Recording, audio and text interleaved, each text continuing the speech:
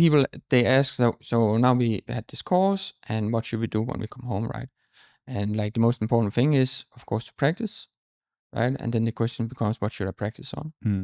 And my answer is usually practice on your Excel sheets. So usually you have these Excel sheets where you do some calculations in, right? Don't do it in Excel. Take all your logic, cell A times cell B, multiply it 100, put it into to programming, right?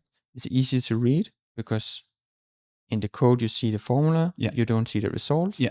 If you have a big Excel sheet of 200 lines, it's all result. You don't know if you make a mistake. That's where I would start, right?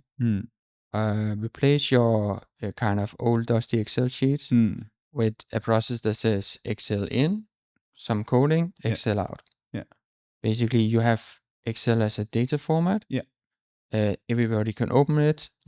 They can maybe kind of look at it and see if there's some mistakes because it's kind of visual. It's nice. It's this kind of table people form. Understand it, and people understand it. They're used to seeing it. Yeah, exactly. So it works like kind of you can quality check the input, you can quality check the output, and then you have the code in the middle, which you then again can quality check pretty easy, right? Yeah. And when you code in this middle, where are you coding on? What application are you? That would then be, for example, in Python in a separate file, basically, right? Yeah. And so there's a bit of value in that, I think, then from a QS perspective, because again, a lot of what we do today is a manual process, lots of calculations.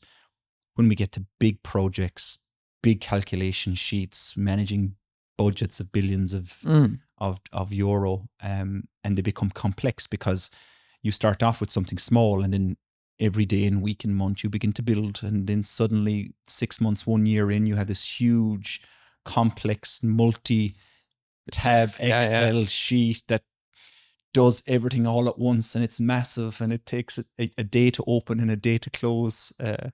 So there must be alternatives to this, surely, and perhaps using Python to improve that could be one of these things. Yeah.